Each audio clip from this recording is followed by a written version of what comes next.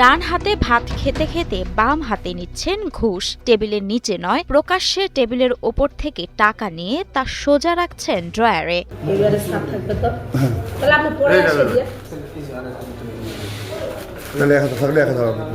উনি এতই টাকার লোভী যে উনি খাওয়া করতেছে, দুপুরে লাঞ্চ টাইমেও তার ঘুষের টাকা নিচ্ছে।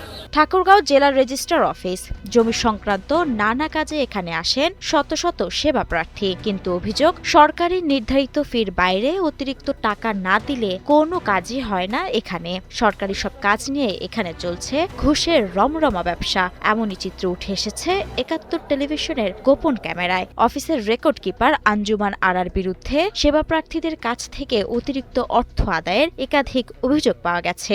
টাকা ছাড়া তো সাব রেজিস্ট্রার অফিসারে কোনো অফিসার কথাই শুনে না। টাকা দিলে সমস্যার সমাধান হবে দ্রুত গতিতে, নইলে থমকে যাবে প্রয়োজনীয় কাজ। দেদারসে এমন ঘুষের রাজত্ব করেছেন এখানকার কর্মীরা। জমির দলিল নকল কিংবা রেকর্ড সংক্রান্ত সেবা নিতে এসে অতিষ্ঠ সাধারণ মানুষ। ভুক্তভোগীদের দাবি, বছরের পর বছর ধরে রেজিস্ট্রার অফিসে গড়ে উঠেছে এক ধরনের অনিয়মের সংস্কৃতি। সাধারণ মানুষ যেভাবে হয়রানি হয়, একটা নকলের জন্য ৫,০০০, ১০,০০০, আমার কাছেও একটা নকলের জন্য ১০,০০০ টাকা নিচ্ছে।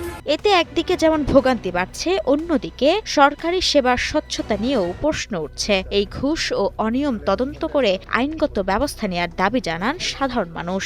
সামান্য একটা জমির দলিল বাইর করতে গিয়ে ৩00-৪০০ টাকার দরকার, সেখানে ৮-৯ হাজার টাকা দিলেও হচ্ছে না। আমরা কার কাছে দাঁড়াবো?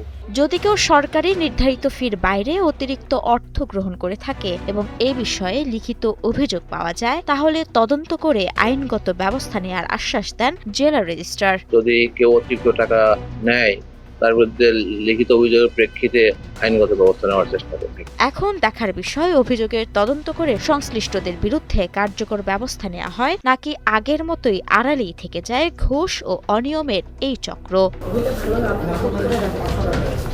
মাহমুদা মুন্নি, ৭১।